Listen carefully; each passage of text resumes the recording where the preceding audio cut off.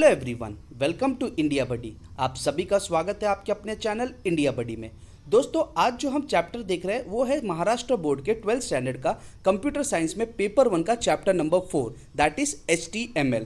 हम इस चैप्टर के बारे में पूरा डिटेल में देखेंगे और एक बार अगर आपने इस वीडियो को देख लिया तो आपको टेक्स्ट बुक पढ़ने की ज़रूरत नहीं होगी। सारे इंपॉर्टेंट क्वेश्चंस आपके बोर्ड एग्जाम के पूरे कवर हो जाएंगे। तो चलिए आगे बढ़ते हैं।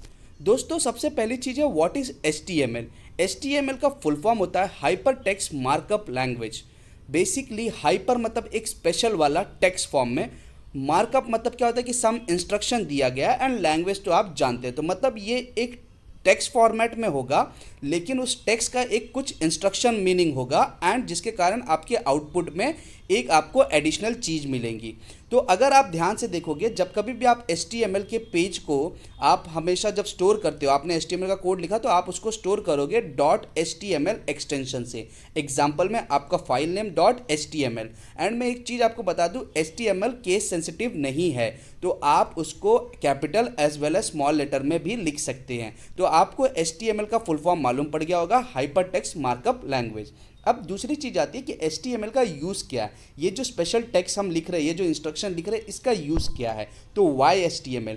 HTML is used to develop static web page. आपको एक वेब पेज बनाने के लिए स्टैटिक शब्द इसलिए इस्तेमाल किया जा रहा है क्योंकि इसमें इंटरैक्शन वाली चीज़ नहीं है, मतलब जो आपने बना दिया वैसे ही रहेगा, यूज़र के रिस्पॉन्ड के ऊपर बेसिकली वेब पेज चेंज नहीं होगा। तो इसलिए HTML जो हमेशा होता है वो स्टैटिक वेब पेज बनाता है, एंड जब आप उसमें जावास्क्रिप्ट ऐड कर देते हो तो डायनामिक वेब पेज बनाता है। लेकिन आपके सिलेबस में सिर्फ HTML ही है, तो याद रखिए HTML जो होता है वो स्टैटिक वेब पेज बनाने के लिए काम में आता है। अगर आप एक वेब पेज बनाते हो और उससे रिलेटेड बहुत सारे वेब पेज बनाते हो ना, तो आप इन शॉर्ट उनको अगर आप कनेक्ट कर देते हो तो आप एक वेबसाइट बनाते हो। तो आप समझ गए होंगे कि एक वेबसाइट में बहुत सारे वेब पेजेस होते हैं। कभी कभी किसी वेबसाइट में एक वेब पेज भी हो सकता है, number of web pages matter नहीं करता इन अ वेबसाइट के ऊपर। सो चलिए आगे बढ़ते हैं दोस्तों। अब सबसे पहली चीज़ है कि HTML में आप किस तरीके से लिखेंगे। आपको एक चीज़ याद रखना है, HTML में हमेशा टैग्स होता है, opening tag and closing tag. जैसे आप देख सकते हैं इस टैग के जगह पे कोई भी दूसरा टर्म हो सकता है। ज़रूरी नहीं कि हर ओपनिंग टैग को एक क्लोज टैग रहेगा, लेकिन मेजॉरिटी ऑफ देम को क्लोज टैग होता है। तो जैसे आपने यहाँ पे देख लिया टैग, वहाँ पे क्लोजिंग टैग है, और साथ ही साथ कभी कभी उस टैग के कुछ एट्रीब्यूट्स भी होते हैं, उनको हम देखेंगे इस वीडियो में धीरे धीरे। तो चलिए आगे बढ़ते हैं दोस्तों। सबसे पहली चीज़, जब कभी भी आप प्रोग्राम बनाएंगे तो आपको लिखना पड़ता है HTML टैग एंड उसका क्लोजिंग टैग। जैसे मैंने हमेशा बताया था, आपके जितना भी वेब पेज रहेगा वो इन्हीं दोनों टैग के बीच में रहेगा। उसके बाद जो इंपॉर्टेंट चीज़ आता है वो आता है हेड टैग, और साथ ही साथ आप /हेड भी कर लीजिए। हेड के अंदर आप बनाएंगे टाइटल टैग। टाइटल का अगर आपने वैल्यू देखा, मैंने यहाँ पे लिखा है CS/HTML। तो ये बेसिकली क्या होगा वो थोड़ी समय में आपको मालूम पड़ेगा कि टाइटल बेसिकली कहाँ से, लेकिन नाम से आपको समझ में आ रहा है कि टाइटल का जो भी कंटेंट रहेगा वो टाइटल बार में ही डिस्प्ले होगा। नेक्स्ट आपका आता है कि बॉडी। बॉडी हेड के बाहर है बेसिकली, लेकिन HTML के अंदर है। बॉडी में मैंने लिखा hello everyone, welcome to India buddy. तो ये बेसिकली आपने एक HTML पेज बनाया, इसको आप किसी भी पेज से नाम से स्टोर कर सकते हैं, लेकिन आगे आपको .html लगाना है। एंड जब एक बार आप उस पर डबल क्लिक करेंगे तो वो इंटरनेट एक्सप्लोरर पे खुलेगा, या आपका गूगल क्रोम पे, या जो भी आप बेसिकली आप जो वेब के लिए इस्तेमाल करते हो उस पर वो चीज़ खुल जाएगा। एंड आपको आउटपुट कुछ इस तरीके से दिखेगा। जैसे आप देख रहे हैं, इसका बेसिकली पूरे स्क्रीन में 1 लाइन ही था, इसलिए मैंने सिर्फ वो सिलेक्टिव पार्ट ही लगाया। तो आप देख सकते हैं जब कभी भी आप टाइटल डालते हो तो वो आपको बताता है कि टाइटल जो होता है वो बेसिकली आपके वेब पेज के ऊपर नाम आता है। जैसे आप देख रहे हो CS/HTML, तो आपको समझ में आ गया कि जो भी आप टाइटल में लिखोगे वो आपके वेब पेज का टाइटल बार में आपका बेसिकली उसकी हेडिंग दी रहेगी, एंड बॉडी जो रहेगा वो एज ए कंटेंट डिस्प्ले होगा। तो ये बेसिकली आपको एक सिंपल HTML था। आपको एक चीज़ याद रखना है कि HTML के जो टैग्स होते हैं ना, वो बेसिकली मान लीजिए कि डब्बे के अंदर डब्बा वैसा सिस्टम है।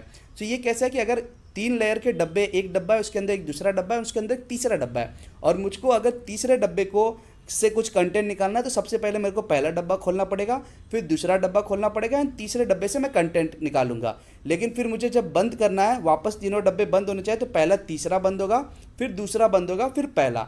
मतलब आप समझ सकते हैं कि जो टैग्स भी होते हैं कुछ उस तरीके से ही बंद होते हैं। जैसे आप देख रहे थे कि पहले अगर HTML खुला और समझिए हेड को हम हटा देते, बॉडी खुला, तो सबसे पहले बॉडी बंद होगा तब HTML बंद होगा। जैसे मैंने आपको बताया ना, पहले सेकंड डब्बा बंद होगा फिर फर्स्ट डब्बा। तो आपको ये एक लॉजिक याद रखनी है HTML के केस में।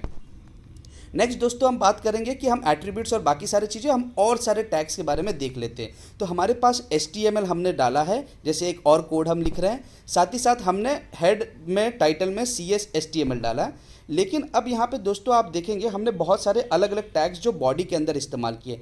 एक हमने इस्तेमाल किया मार्क्यू करके, मैं आपको बताऊंगा मार्क्यू का क्या होता है, लेकिन उसमें हमने जो वैल्यू दिया है वो HTML पेज, मतलब कुछ HTML पेज ऐसा शब्द लिखा रहेगा और उसके साथ कुछ होगा।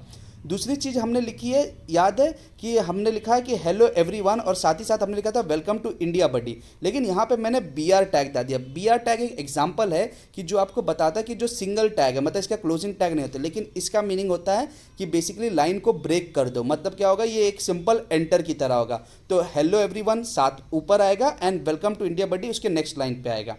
फिर उसके बाद हमने पैराग्राफ टैग किया जो आपको P से दिख रहा है एंड स्लैश में उसकी एंडिंग हो रही है कि क्लोजिंग टैग ऑफ P। तो हमने लिखा this video is for all Maharashtra board students. तो इसका क्या होगा, पैराग्राफ टैग जब कभी भी आप लगाते हो तो पैराग्राफ की तरह लिखता है एंड उसके स्टार्टिंग एंड एंडिंग में ऑटोमेटिकली एक एंटर आ जाता है। प्री टैग का मीनिंग होता है कि जैसा आप कभी भी उसके दोनों टैग के बीच में लिखेंगे, pre and closing tag of pre, उनके बीच में आप जैसा कोई भी चीज़ लिखोगे, जितना स्पेस ऐड करोगे या जिस डिज़ाइन में आप लिखोगे वो एग्जैक्ट सेम टू सेम। यहाँ पे आपको एंटर या BR नहीं डालना पड़ता कि नेक्स्ट लाइन पे जाने के लिए, उन दोनों के बीच में जैसा आपने लिखा वो वैसे ही डिस्प्ले होगा। तो इसका आउटपुट क्या आएगा, अगर आप इसका आउटपुट देखते हैं तो आपको मालूम होगा टाइटल का तो CS HTML चला गया। आप मार्क्यू को फिलहाल के लिए अवॉइड कीजिए। आप देख सकते हैं हेलो एवरीवन आया, फिर BR टैग में एक एंटर आ गया खुद ही, एंड वो वेलकम टू इंडिया बडी। फिर मैंने आपको बताया था कि जब कभी भी पैराग्राफ टैग होता है तो पैराग्राफ टैग में वो ऑटोमेटिकली स्टार्ट में भी एक एंटर ले लेता है एंड एंड में भी एक एंटर लेता है। प्री टैग देखिए वो एग्जैक्ट जैसा मैंने स्ट्रक्चर कुछ एस्ट्रिक से मैंने बनाए थे वो ऑटोमेटिकली वहाँ पे आ गए। अब आपका क्वेश्चन आता है मार्क्यू का मीनिंग क्या होता है। जब कभी भी आपने कभी भी कोई वेब पेज देखा होगा, वहाँ पे कभी ना कभी कोई चीज़ चलते हुए आती रहती है, कंटिन्यूसली वो इन्फॉर्म करते रहते हैं। तो जब कभी भी कोई चीज़ आप मार्क्यू में लिखते हैं ना, तो वो कुछ इस तरीके से आती है। जैसे आप देख रहे हैं HTML पेज, वो ऐसे आपके वेब पेज पे चलता रहेगा, एक बार राइट में आएगा तो फिर से चलेगा। मैं यहाँ पे इसको स्टॉप कर दे रहा हूँ। ओके, ये चलता ही रहता है। तो ये हो गया आपका मार्क्यू का।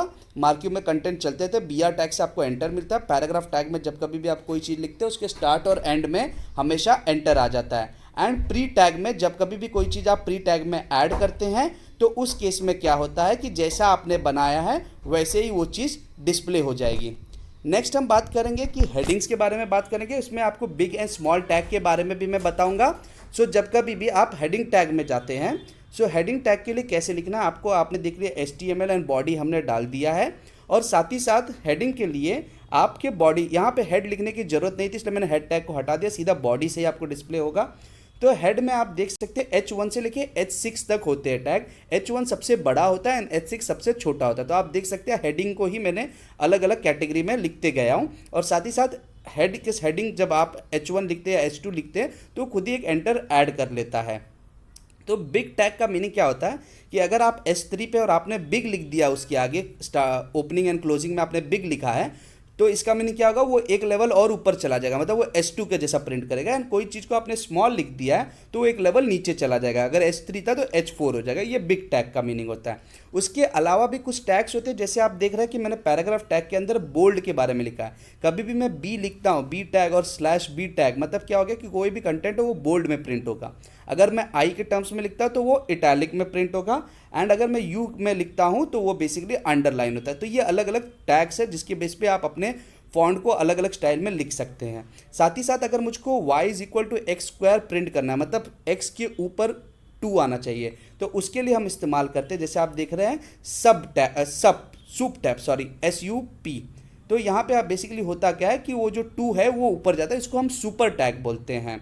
सो इस केस में होता क्या है कि y = x और उसके बाद मैंने सुपर टैग इस्तेमाल कर दिया है। तो आप देख रहे हैं कि जो 2 है वो ऊपर चला गया, रेस 2 में चला गया, जैसे आपको कोई इक्वेशन लिखना हो।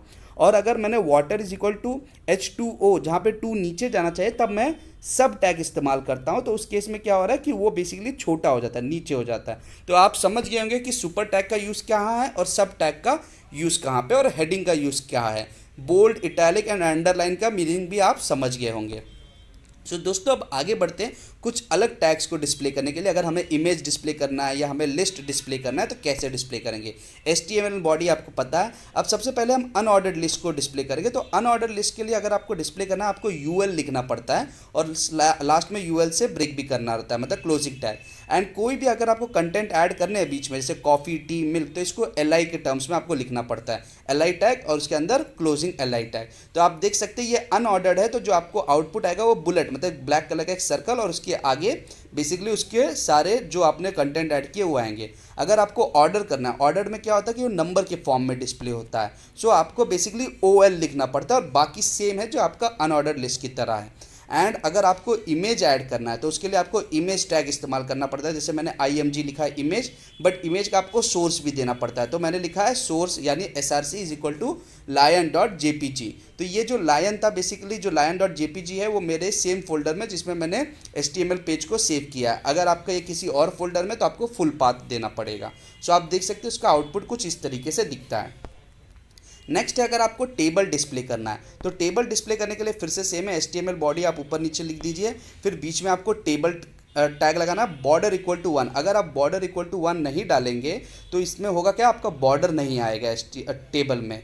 आपको ये भी एक चीज़ डालना है। तो बॉर्डर यहाँ पे क्या हो गया, एक एट्रीब्यूट हो गया। जैसे मैंने आपको बताया, मैंने पीछे कलर ऐड करने के लिए भी बेसिकली मैंने क्या किया, बॉडी के पीछे बॉडी में एक एट्रीब्यूट ऐड कर दिया BG कलर, तो जिसके कारण आप देख सकते हैं कि उसका आउटपुट भी येलो है। अगर आप इसके पहले वाले स्लाइड्स में जाके देखेंगे तो आपको दिखेगा BG colour is equal to yellow, तो वो भी एक चीज़ मैटर कर जाती है। अब टेबल को कैसे ऐड करते हैं, टेबल बेसिकली रो बाय रो ऐड होती है। तो मैंने पहला रो ऐड कर रहा हूँ कंट्री एंड कैपिटल, तो आप देख सकते हैं TR से स्टार्ट होता है, मतलब टेबल रो स्टार्ट हो रहा है और उसके अंदर फिर TH का मतलब होता है टेबल हेडिंग या हेडर। तो इस केस में होता क्या है कि वो थोड़ा बोल्ड में डिस्प्ले किया जाता है और सेंटर में होता है।